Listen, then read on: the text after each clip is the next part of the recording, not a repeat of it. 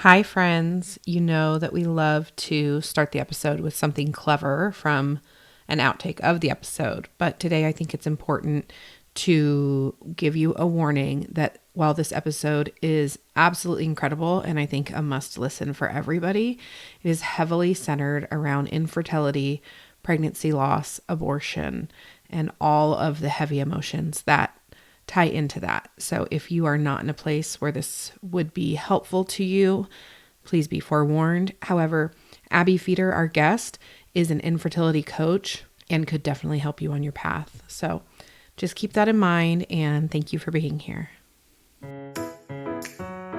Hi, I'm Cheryl Medeiros. And I'm Colleen Hungerford, and this is We're Doing This Right, right? A podcast for the whole woman, mind, body, soul, and business. It's humor infused, as real as it gets, inspiring, and you'll walk away with real usable tools for life and business. If you love what you're hearing, please share with a friend, subscribe so you'll never miss an episode, and rate and review whenever you listen. So find your earbuds, lace up your walking shoes, or cozy up with a beverage of your choice. It's time to dig in. I got faith in you, girl. Hey, everybody. Welcome back. We're doing this right, Colleen? Listen, I think I am doing it right because you're going to let me do the intro again. So I think that I'm winning on this. Yes, you've graduated, my friend. And I am going to apologize that I sound like that I'm in the bathroom because my microphone is not working. So we're just doing what we're doing here because we just roll with it. Okay, everybody? I am very, very excited. Today we have a guest that has been my good friend for, I don't know, since 2016? Maybe like 8 years. Yeah, something like that. I know. Abbe Feder is here today, and she is, besides just being like an amazing, gorgeous, fabulous, accomplished woman, award-winning woman, she is here to talk to us today. She had a 6-year journey with infertility, fertility, and post that kind of got into deciding that she was going to help others because she'd been literally through everything. So she has a company now called InCircle Fertility, and she does coaching and a lot more than that, though, right, Abby? Like there's so much to that. So we're so excited to have you here, and I'm so happy that you're here. So tell us about all the things that I didn't tell everybody about. Okay. I'm so happy to be here. I feel like your intros are fantastic, personally. That's exactly right. So, and Colleen and I met during like the height of my infertility. And she was like, I'm pregnant with my third. Yeah. And I was like, fuck you. No, I'm just kidding. Really No, I was always happy for you. Always happy for you. So yeah, my husband and I did, we thought we would have no problem, like most people do. Nobody goes into a relationship wanting kids thinking they're going to have an issue. And, we had it exactly planned out when we were going to start trying, where we were going to start trying. It was on a trip to Italy. We tried once. My husband was convinced we were pregnant, like on the flight home. He was like, oh my God, it's going to work perfectly. And then the first month, of course, we were not pregnant, which like totally normal. Takes average 6 to 7 months for most people. But like 1 month of failure. And he was like, okay, here starts the journey, And I was like, yeah, God, like we're going to have to try one more time before it works. And literally from then it was 6 years. So I know it's really crazy to think about. We did not get medical intervention right away. I think part of it was like we didn't want to admit we kept being like, this isn't going to be how we do this. Like it's going to work out, which, of course, now that I did emerge on the other side, I have twins who are 5. Mm-hmm. Looking back, maybe I would have done things differently, but in the moment, I made the best decision that I had with the information that I had at the moment, which I think is so important. It's all we can really do. And I didn't want it to be part of my story. Yeah. But now that I have my beautiful babies, I'm like, oh my God, why didn't I jump into the, IVF bandwagon sooner? So the one thing I will say, and I talk about this with clients all the time, is just that every piece of it takes longer than you want it to. So even when you feel like you're not ready, make an appointment. You can always cancel the appointment, but like you get ahead of it instead of waiting for it to be on your instead of waiting for you to be on its timeline, the medical professional timeline. So yeah, when I emerged on the other side, I was just like, there has to be an easier way to go through this. So let's figure out what that is. And that's how my company was, no pun intended, born. So Well Mhm. done. tell us, and by the way, everyone, Abby's being very modest, and like the amount of stuff that you guys have gone through is pretty incredible, and to come out on the other side being like so gracious and so lovely and so willing to help others is pretty incredible. Tell us, before we get into InCircle, tell us about the podcast. Yes, about the first podcast. Okay, so Yeah. during this whole time, my husband, this was like, so my kids were born in 2018. So the Mhm. podcast revolution had not happened yet. Yeah. There were no fertility podcasts out there. Mm-mm. And we were so frustrated with our friends and our family. They weren't doing anything wrong, but they just didn't get what we were going through. And so we decided to grab a recorder and just start basically using the recorder kind of like a default therapist and talking to it with no judgments or opinions back, which is really nice, and explaining what we were feeling and what we were going through, and like recording some of our fights, and then recording myself doing the shots, like all the things. And we had no idea what it was going to be. But my husband is a filmmaker, and he happened to have known someone that was looking for they had a comedy podcast studio and they wanted a non-comedy podcast. And so it was really being in the right place at the right time and getting very lucky that we found this production company that was like, we want to produce this as an actual podcast. And so they did. They produced 6 episodes. We weren't sure where it was going to go, and we brought the recorder into our doctor's office. Like literally I would hold a microphone while she was, up me, and we would interview her, like all the things. And we, during those 6 episodes on this journey, we did, I think, 2 cycles. They both failed. Our doctor was kind of like, we don't think this is going to happen for you. We started talking to a surrogate, all the things. And then we did one Hail Mary last 8th round of IVF that did work.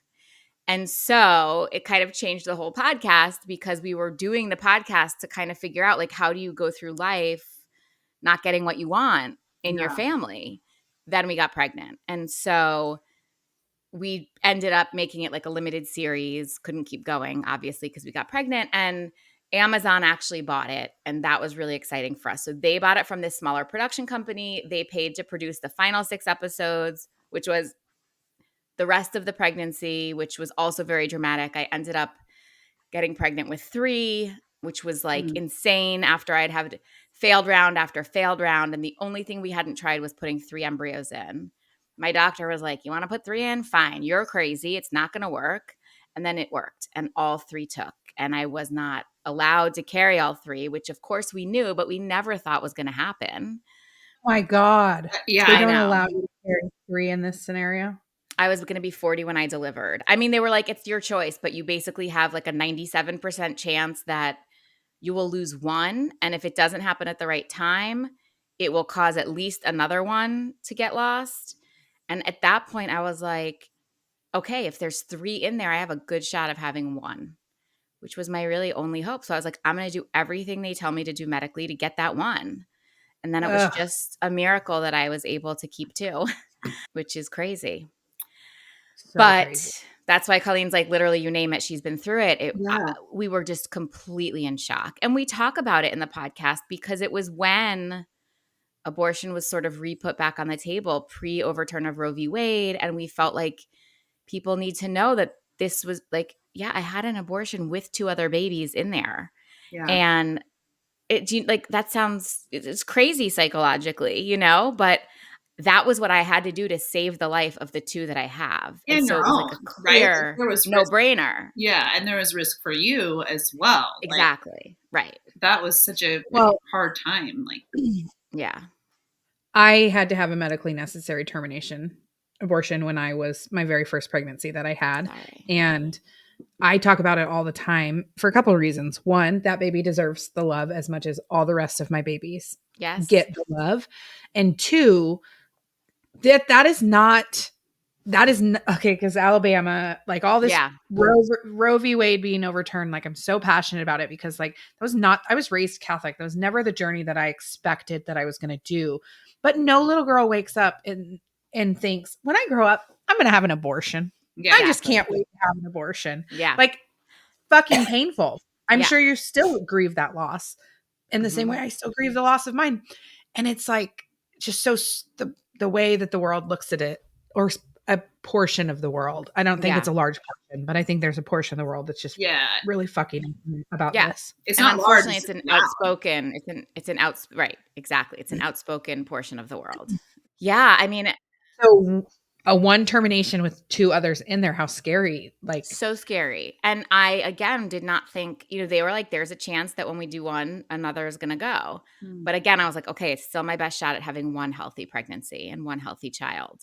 So I did it. And like the other two, no issues. Thank God. I had a very uneventful pregnancy after that, which, I mean, the trauma post abortion, during pregnancy, post 6 years of infertility, post 2 miscarriages was like insane, which a lot of my clients come to me and they've had a loss or they're doing IVF and then they get pregnant and they're like, we're not going to stop working together, right? Because you still need that hand to hold, because it is a lot of trauma to process during the beginning stages of pregnancy. Well, and then let's talk about when the journey is so hard. Yeah. And everybody has their challenges. Everybody across the board. I know everybody has their challenges. But when the journey's so hard and then parenting doesn't look exactly like what you thought it looked like, Such the a good guilt point. that you harbor around, like, I should be more grateful for what I'm going through. But it doesn't change the fact that it's so fucking hard. Totally. And my therapist thought that was probably a big reason why I had the postpartum depression with my first child that was born, because I, for years, had to get well enough to get pregnant again. And then I was fucking miserable with a colic child. Right. Well, look, a sleepless night is a sleepless night. Like, if you're getting no sleep and you're going through hell, it doesn't matter how you got there, right? Like, you feel emotionally, hormonally, physically like crap. So it doesn't matter that it took 6 years and whatever it is, it's still, but yes, then you start to be like, I your should dream just be come happy. true. Yeah. And like, this dream looks more like a nightmare at times. Totally. I mean, I thought I was going to want to spend every single second with them when they came, because it took me so long to get them. And I was like, whoa, I cannot be a stay-at-home mom. I will lose my mind. But going into it, I thought, oh my God, like my prayers have been answered and I'm just going to be with them all the time. And that's a wonderful aspiration if that's what you want to do. I think it is the hardest job in the entire world. Oh my God. I've tried to do it twice. It's goodbye. You're amazing. Yeah. It only lasted like 6 months at most. And then I was like, absolutely not. Which is, by the way, a long time, 6 months. Oh 6 months is a long time. Yeah. Like, by 3 months, I was like out looking for jobs that I didn't expect to look for, And I was just surprised by it because, you think when you yearn and yearn and yearn for parenthood, you don't expect you're not going to want to be with them every minute. But no matter how much somebody talks to you and prepares you, you don't know until you're there. Yeah. Abbe, talk to us a little bit about, because listen, I have learned so much from Abbe, like how to, like, first of all about fertility treatments and all the process. And then also just like how better to support people going through this process, or like I think you made a list one time of like all the things that you do not, you had a blog, I think, all the things I did. you do not say to somebody going through the process. But one of the things that I thought was really poignant that you talk about was just like like when you are successful in having a child, and then there's that like survivor's guilt situation that happens afterwards. Like, I think sometimes as a complete outsider, right? Like everybody kind of, you think like, well, you should just be happy. Like you work so hard for this, you should just be happy. But it's so much more. So nuanced. Yeah. Yeah. Well, now, especially when I was going through it, there was not this huge infertility community. I'm a millennial adjacent, let's just say. So I wasn't like at the height of Instagram when it was out, but now I'm like way more into it now. And there is this huge social media community of infertility warriors supporting each other. And I felt like, especially when my podcast came out and there were no other fertility podcasts, and like my husband and I really became a voice for infertile couples everywhere, I felt like I was really betraying that community when I got pregnant. I didn't post about it my entire pregnancy. There's not one social media post to me. I mean, now there are, but like, Yeah. I felt like, how could I be a spokesperson for this community and now be like slapping them in the face with my news? Yeah. And it's taken me this whole time, many years, and helping other people through it to know, much like I said to you just now, like, your pregnancies were never bad news to me. They were just a reminder that I was so sad. Yeah. And so I think in terms of how to handle and support, acknowledging the journey is everything. So, when it's funny, I'm actually writing a piece right now about somebody who I saw in the fertility clinic, and then she came out and made a huge pregnancy announcement that was like so obnoxious and hideous, and has since gone on to be a huge like momfluencer, and has never acknowledged that she struggled to get there. Mm. And that feels like a betrayal to me, to the Yeah. community. Obviously, I'm not going to out her, but I could. No, I'm just kidding. I would never. But it's like, I remember like Anne Hathaway, when Anne Hathaway got pregnant with her second child, she was like, for any of you who are struggling, just know that neither path to my kid was a straight line. Mm. Like, that's all. You don't even have to go into detail, but it's like, yes, you're in it with us. Like, you Yeah. get it.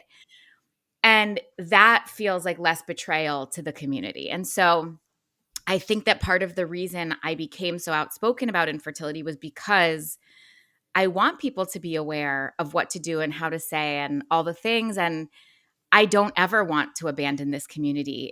It is, like they say, worst club, best members. Yeah. And yeah, I have my happy ending, but I still have the disease of infertility, and I was so deeply entrenched and so traumatized by it. I can't just let it go, and it will be part of my life forever now. And so I just feel like honoring that is the way to go, Yeah. I will say, like, this has opened like a huge wide world and door for me, just like knowing you and watching you and learning from you constantly, that I'm so much more like aware and self-aware and about how you talk to people and how you treat people, and like just things like, if you see somebody who looks pregnant, like maybe don't say anything to them Yeah. ever. Right. Like, you just don't Right. need to, because one, you don't know what they've Totally. gone through, or two, maybe they just lost a pregnancy and they still look pregnant, or like there's so much that could be going on.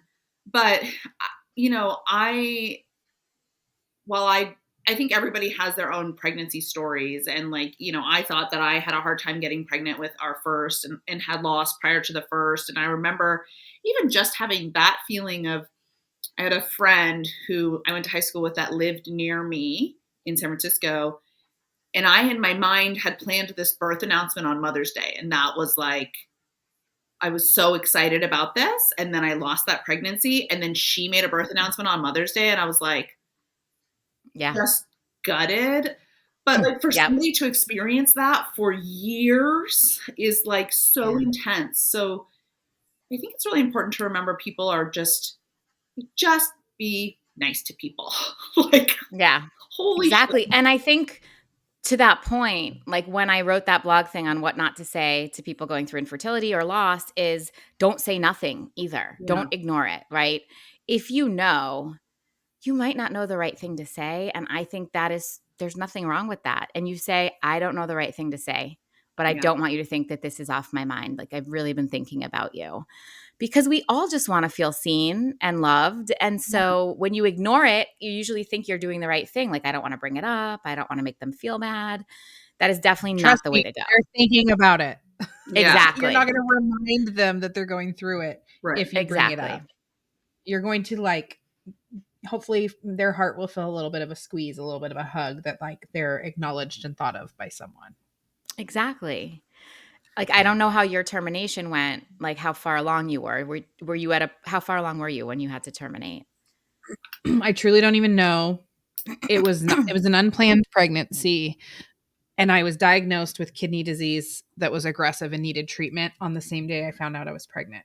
Oh, wow. So the doctor gave me all the medicine to start the treatment for the kidney disease, and he said, you need to get on birth control. You cannot get pregnant on any of these medications. And I said, okay. And I was late, but there was just a lot of stress happening in my life. My friend's girlfriend had just been diagnosed with cancer. We had just lost a friend. And I was like trying to figure out what was going on with my body because I'd been unwell for several months. And I finally was getting the results that day. So I was like, the period will come after like this is resolved. When my mom and I and my husband, now my husband, but my boyfriend at the time, left the appointment, he went back to work and my mom and I went to the pharmacy to pick up the medication or to drop off the prescriptions. And I said, I better get a pregnancy test before I start any of these. And I took the test and it was immediately positive. Mm. And I called my doctor and I was like, so plot twist. And he was like, you cannot be pregnant right now. Like you are unwell. Yeah. And so he, encouraged me to call my doctor and make an appointment. And I did. And I tried to, and they said, we don't do those. You can't have that. And I was like, ugh, okay, well, my doctor told me I need to. And they wanted to bring me in and see the perinatologist and like get a better read on things. But I was told that like the baby wouldn't survive and I likely like could die as well. So I was terrified. And for me, I was like, well, this is my baby. Now I want to protect it. Like you immediately feel the connection as a mom. And my husband and my mom both were like, no, hard no, this isn't happening. Like you first. My husband's like, I don't want to like, even if the baby survived and you didn't, I'm not here for that. Like I'm here for you first. And my kidney doctor eventually called my OB and he's a saint. He called her. They argued with each other on the phone. She held her ground, said, no, nobody in this county will do it. Oh, well, she had tried to refer me to Planned Parenthood. And so I had made an appointment. Were you in California at the time? I was in California, on the Central Coast in California. Wow. And this was in 2013. Like it wasn't that long ago. It was so hard for me as a sick person. So they sent me to Planned Parenthood. I made the appointment there. My therapist was the first one to red flag that and say, you can't do that, Cheryl. There's going to be picketers. Like you're going to show up for this very traumatic thing that you have to do. And there's going to be picketers there. You can't go through that. And my doctor called to check on me. And I told him all this. And he called the doctor. They fought on the phone. He hung up on her, found me a new doctor, called me like 20 minutes later. And he's like, so you have a new doctor and this is who it is. And so when I called that office, I said, hey, this is Cheryl, whatever. And they said, oh, just a minute. I was transferred to the manager of the office. I never had to explain my story again. My hand was held and I was loved the whole way through it from there. But yeah, in 2013 in California, it was this hard for me to get a medically necessary termination. Yeah. And even on the books, when I signed into the hospital, I think they fibbed about what I was there for because the woman congratulated me when I got there. She's like, wow, you look great. She thought I was there for a C-section. And I was like, excuse me, where's your bathroom? And I took off and obviously lost my mind. And my husband's like, no, that's not what we're here for. And then that was the same fucking woman that walked me back. She was like my person. And then of course she's like apologizing. And I said to her, I said, I can't make you feel better about this. Like I'm good for you. I'm struggling to be alive right now. I cannot make you feel better about this. So you need to just stop talking to me. Oh my God. I would have good for you. murdered that woman. I would have just. She didn't do it. She didn't do it on purpose. But then she shows you how stupid the things that people say. She thought she was saying the right thing. You look great. Yeah. Wow. You look great. Well, great. Because I'm like probably 9 weeks pregnant and I'm about to say goodbye to this. Yeah. And I don't want to. So it's that. Yeah. I mean, you just never know, right? Like that is the lesson. That is the reality of it is like, you don't know what anybody is feeling about any situation because you could have been, you could have been pregnant and having a C-section, but like, maybe that was maybe it was stillborn or maybe there was, there's so much. Right. If I looked that good when I was delivering my baby, chances are somebody was very malnourished. Yeah. Right.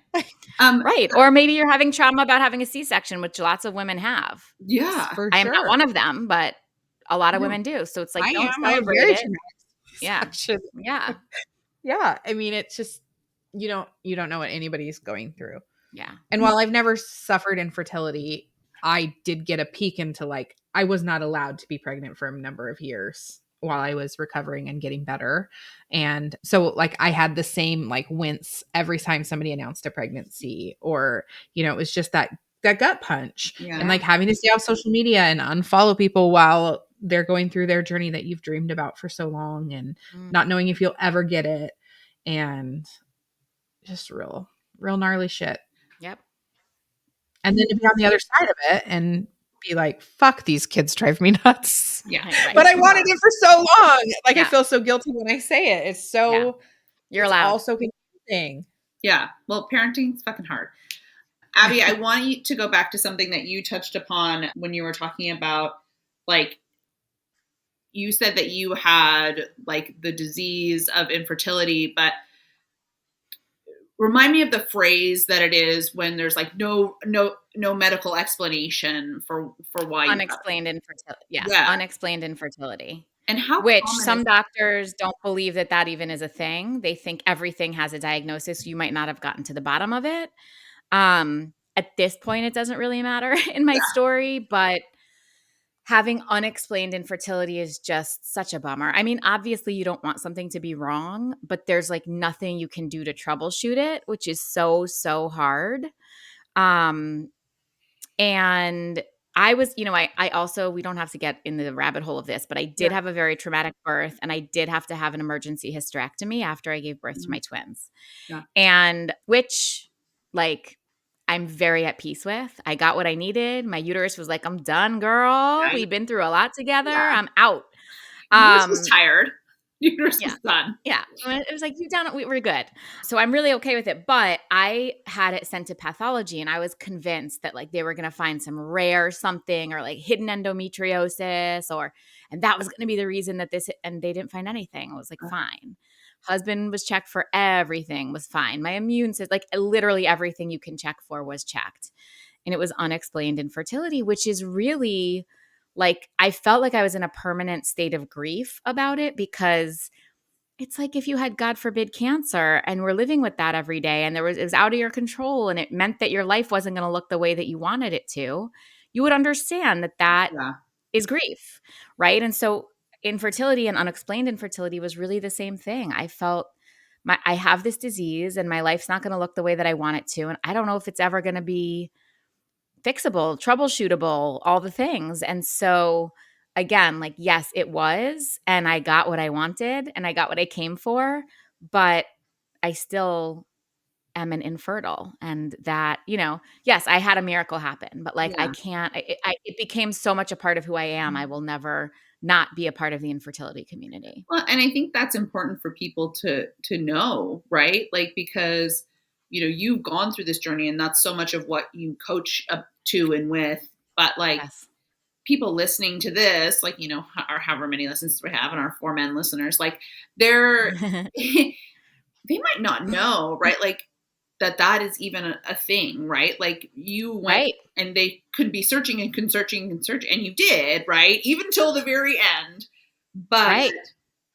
but to understand and to know, like, this is actually a thing, and there's other people out there that also, like, this is their story as well. I mean, I can only imagine that while that doesn't bring relief, it brings some sort of a little bit of a Validation in some way. yeah, validation, Yeah. something, Yeah. right? For sure. So, Again, like, you just wanna feel seen, right? So, yeah. like, knowing you're not alone in something makes you feel seen, for sure. And then, so talk to us about your coaching. So, like, who are your clients? How do they? What kind of coaching do you do with them? And Mhm. like you said, you coach people even after they've had, like, through their pregnancies Yeah. or whatever. Like, talk to us about how you're a resource for people. Yeah. Totally. So, from a business perspective, I've been in business a little over 3 years. It's shifted a little bit, because my whole thing is that I wanna meet people where they are, and so it's taken me a little while to figure out what that looks like. I'm in a very good groove right now, but it might change again. And the way that I work with people, I generally work in 3, 6, or 12-month packages with people. And it's crazy, because I would say probably 80% start with a 3-month and end up on a 6-month or a 12-month, or start with a 6-month and end up on a 12-month. Nobody wants to sign on with me and thinking they're going to be dealing with this in a year, right? Like when I offer a 12-month, they're like, 12 months, like my baby will be born by then. And I'm like, I Yeah. hope you're right. But in case they're not, because the reality is, like I said earlier, everything takes longer than you want it to. And if something gets messed up in one cycle, sometimes you have to wait for a whole nother cycle, right? 28 days to retest or whatever it might be. And so it's really important to me that in that time, I build a relationship with my clients. This is not like a psychiatrist or psychologist where you check in once a week and at 3:00 on Thursdays, you feel great. But the rest of the week, you're like, oh, I can't wait to bring that to therapy, right? I'm here for you 24/7. Do I answer 24/7? No, of course. I have boundaries and limits too. Although I do sometimes wake up in the middle of the night and there's like a text from a client and I'm like, oh, I'll just write them back. It's 4 a.m. Who cares? Because I mean, they become my family and I walk them through. I mean, everybody comes to me at a different phase. And I really say that I'm an infertility coach, less of a fertility coach, because the distinction being a fertility coach is generally going to probably talk with you about like balancing your hormones, getting on a great nutrition plan, finding the right support, all of which we talk about. But by the time you come to me, you've already had some kind of loss. Maybe you're already at the doctor. Maybe you need a new doctor.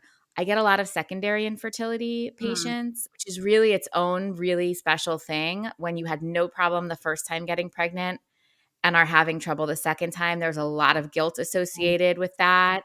Like, well, I should just be grateful for what I have. And like, no, yes, you should. And you're entitled to whatever family you want.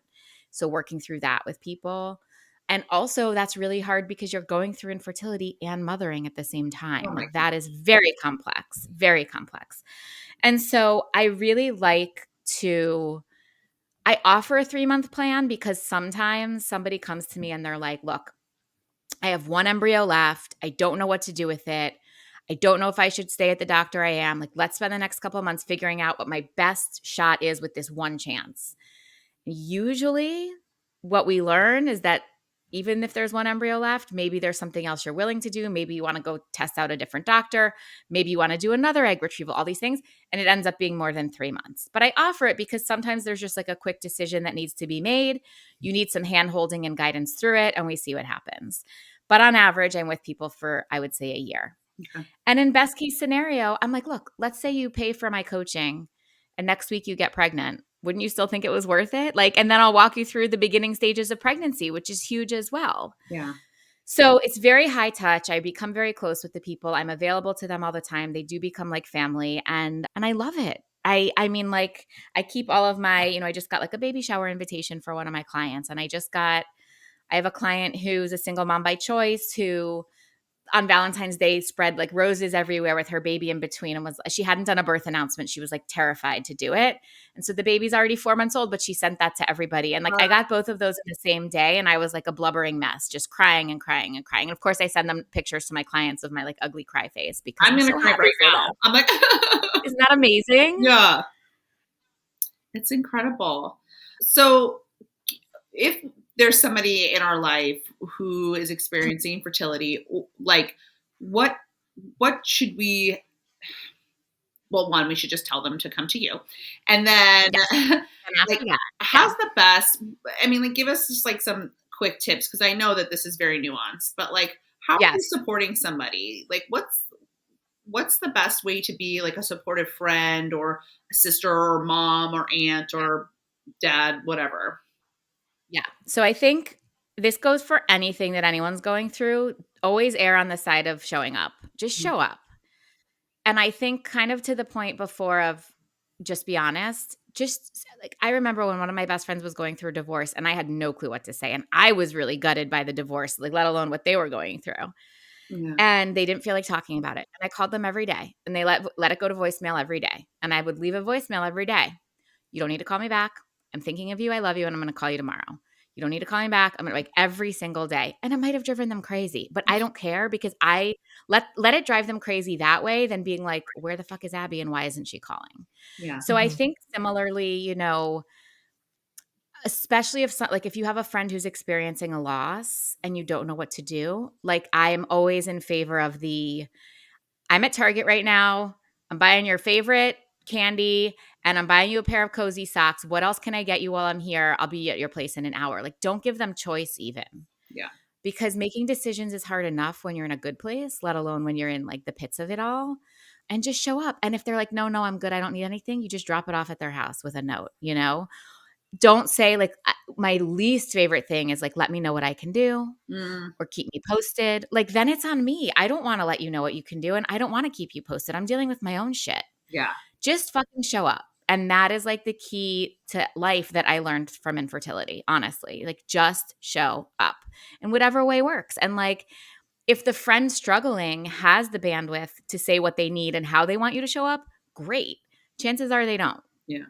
So do what you think is right, because even if it's not, it's better than not doing anything at all. Yeah. You know? Yes. I mean, that's just amazing life advice for everything. Yeah, exactly. Yeah. It's for anything. And I think that's what's so ironic about infertility. Everyone think there's like life advice and then infertility is different. I don't want to talk about it. I don't want to touch it. I don't want to make them feel uncomfortable. Like the same with anything you're going through in life. Everyone's dancing around it. It's the same thing. And you asked for like parents. There is an ebook on my website, how to support a loved one struggling to conceive. So like for parents, siblings, best friends out there, check out my website because I think it's a really good resource. And it says the same thing of like, first of all, even being attuned to asking, how should I handle this, is a step ahead of a lot of other people. Yeah. But from a parent perspective, and I talk with my mom about this all the time. In fact, I've been begging her to come on my podcast to talk about what it was like to support me going through it. And she is going to do it. We're going to do a Mother's Day episode. But my mom's a therapist, couldn't be a more warm, caring, open person, couldn't be more attuned to like the needs of other people, and still missed the mark. And so she didn't know. Yeah. And she was so careful and so afraid to say the wrong thing, the right thing, this thing, that thing. And so even in the best case of scenarios, the parent, it's a very complicated situation. And so I think for parents to just know that like they might fuck up and that it's just right. It's a phase where they might feel like they're doing everything wrong. It won't be forever. And that like, again, just showing up. If your kid's like, forget it, I don't need you, I don't this, just, send them their favorite meal, buy them a DoorDash gift card, put the favorite ice cream on the porch, whatever it might be. It just shows that you want to do the right thing, even if you're missing the mark. Yeah. So. Yeah. Let's talk about Alabama.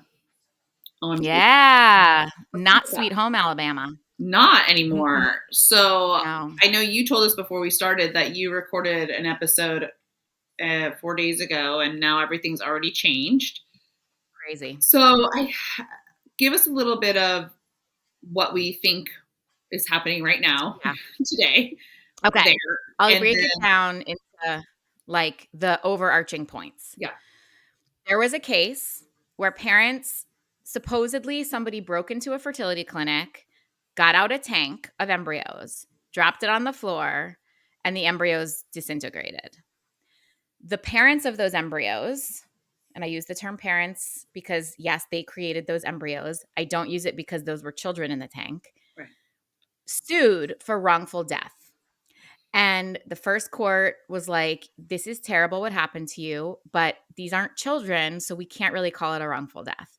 And by the way, I do think there should be consequences for the action of this happening. Like you get a free cycle to make more embryos if you can, or I don't know what the right answer is, right? Like there should be something, but wrongful death implies that it is a child and not a cluster of cells living in a tank. And so it went to the appellate court and then ultimately to the Supreme Court. And the Supreme Court said, yes, these clusters of cells can be treated the same as human children. The Alabama Supreme Court. The Alabama Supreme Court, meaning the family who sued won in a wrongful death suit. But what that meant, and what I don't think people even thought about, was that if you are deciding that these clusters of cells are children, what protections do they have? Can you claim them on your tax return? Yeah. What if one dies in, like sometimes we know when you're an embryologist and you're going to have a transfer of an embryo the next day, you take it out at night, you let it thaw so that it can go into the woman the next day. If it doesn't make it, is the embryologist a murderer? And like, can there be charges filed against the embryologist?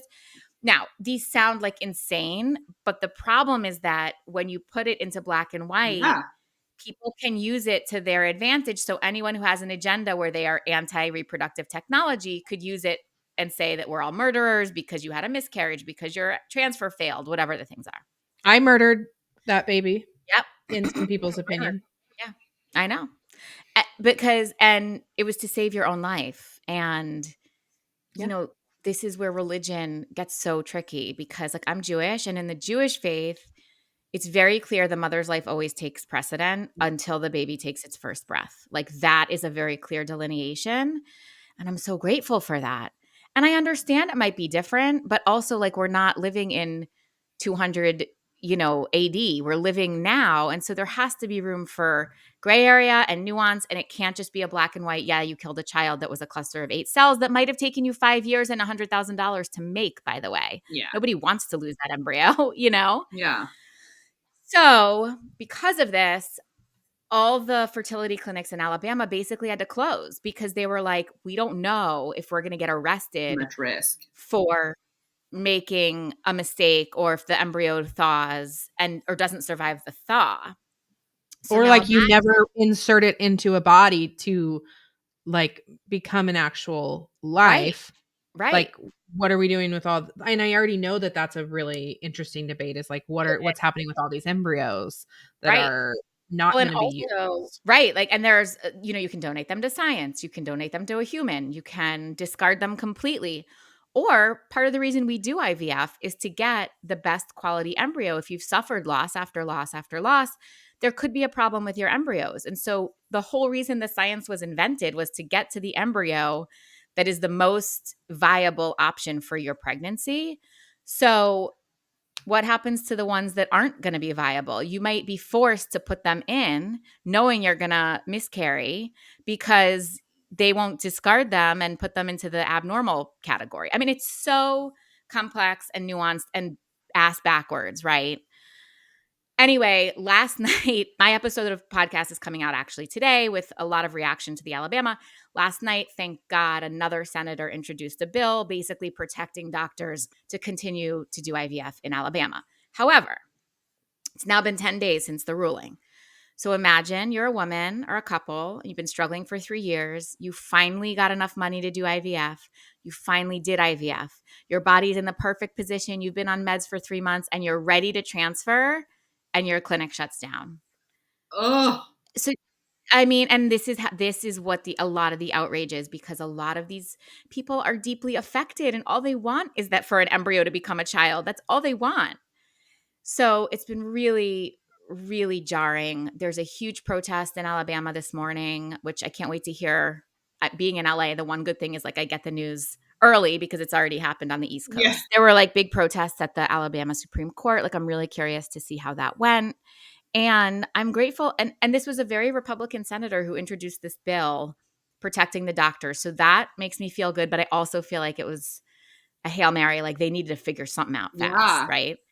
And, like, again, this infertility community banded together so strongly. Like, there were clinics, like you were talking about, you heard me say, and this is true, a clinic in Seattle was like, if anybody needs to transfer their embryos out of state to make sure that they're safe, we will pay for it for you if you live in Alabama. Yeah. And it was so popular that they ran out of tanks. They couldn't keep offering it because so many people come up on it. I mean, it's crazy. It's so weird too, because, like, if anything could be more pro-life in the real definition of that word, this is it, right?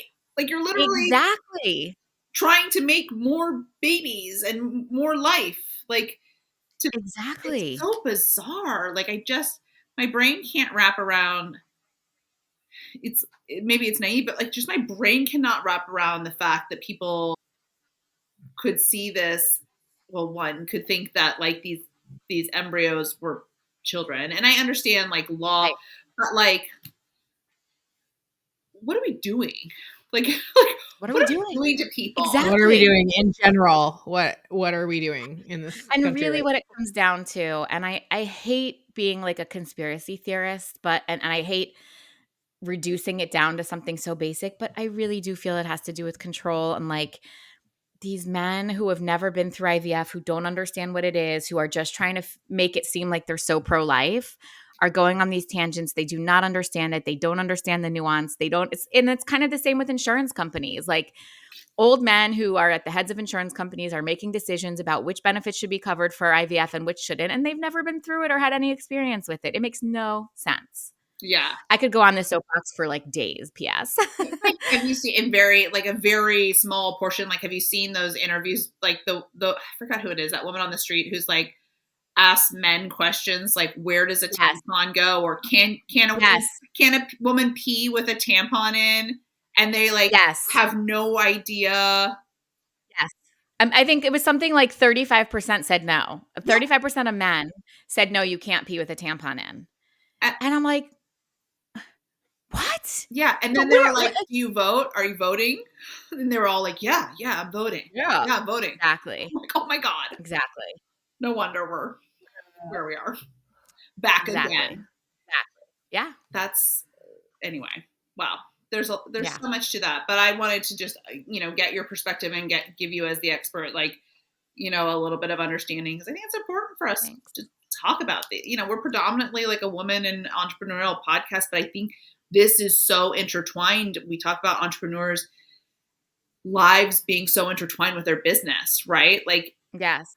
I know plenty of women who are entrepreneurs who have done IVF, who, like this is such a big part of their life, and yet they're still having to, like build a business. Right. Well, especially as women choose to have careers more than they ever used to. Yeah. They're waiting a little bit longer to have children. And a lot of us are lucky enough to be moms. And I think it's so important to talk about this from an entrepreneur perspective too, because I don't want my son to ever become a human who's voting that doesn't know that you can pee with a tampon in. So seriously, it's important that we talk about this now, because we have to figure out how we're going to start educating the next generation so that does not continue to happen. And I will and this is my soapbox as a mom of boys, because I'm a mom of 2 boys. And when I found out I was pregnant with Vivian, I was like, yes, I'm going to raise this strong girl. I'm like, I got this, no big deal. When I got pregnant with Everett, I was terrified, because it was a really weird perspective, but I was like, I'm about to raise, he's Latino because my husband's Latino, but a white presenting man into the universe. Yeah. And I felt like that was such a big responsibility to make sure that he wasn't an asshole, that he wasn't, that he wasn't disrespectful, that he was intelligent, and I'm like, oh my God, like during that time, my college had this fraternity situation where all these boys were in this fraternity and they were like strippers, and the older boys were forcing the younger boys to do really awful things, right? And I was pregnant, and you're all hormonal, and I'm like, oh my God, like I want to be able to raise a son who can walk out of that room confidently. Yes. Yes. Like that's such a big responsibility. But there were boys in there who probably were terrified or scared or whatever, but they didn't feel like they could walk away, or they didn't feel like they had the strength or the ability or the power. And so they violated this woman, or like whatever, all these awful things happen. And I'm like, that's somebody's son. Like, not that those parents did anything wrong, but holy shit, it's a big responsibility. And it's a big responsibility as a mom, but also as a mom of boys, to really make sure that we're creating a next generation of men that are empathetic and smart and dynamic. Yes. Kind and not assholes. And confident. I think we spent so much time saying we have to teach our female children confidence, which we do, that we sort of forgot that, like you said it so perfectly, like I want to raise a boy that feels comfortable walking out of that room. And I think it's really hard to raise a boy like that, I just was listening to a clip from Gary Vee this morning, and he was like, how we do this is like, we celebrate the kindness and the good things like fucking crazy. So like, yes, we want them to get good grades and okay, whatever. But no, when you see that boy stop and open the door for an older person, like you cheer that on, you tell your friends, you treat him like a fucking king for doing that. Like you make those things, we reward the behaviors we want to see like crazy. I tell my son Everett, because Everett's 8 now and Jackson's 5. So I don't tell him yet, but I tell him very frequently, so much that he like rolls his eyes at me. But I tell him, you know, Everett, you are so smart and you are so handsome and you're so good at sports. I said, but you're so kind. And the most important thing to be is kind. And he's just like, yes, mommy. And I'm like, I'm just going to tell you that every single day until you're like 75, you know, because that's it, right? Right. Because he is Totally. all of those things. But I want him to really understand that like kindness is everything that we're talking about today, right? It's how we're treating people. It's how we're voting. It's how we're thinking about. It's huge. It's everything. Everything. Mm-hmm. Yeah. Okay, well, we'd love to keep you forever, Abbe, but I assume there's other things on your agenda today. So where can people connect with you if they want to? I'm like I said, love me some Instagram. My company's InCircle Fertility, INCIRCLE. I know who wrote that down, but it's like InCircle, not EnCircle. InCircle Fertility. And then my name, Abbe Feder, which I'm sure you guys will write somewhere. Yeah. Find me on Instagram, DM me. Let me help you lighten the load if you're going through the shits of infertility. You can always grab a call with me to see if we're a good fit. And if you need help supporting other people, by all means, check out my resources on InCircleFertility.com. And your podcast. Tell us about your... And my podcast. Thank you. The Fertility Chick. Duh.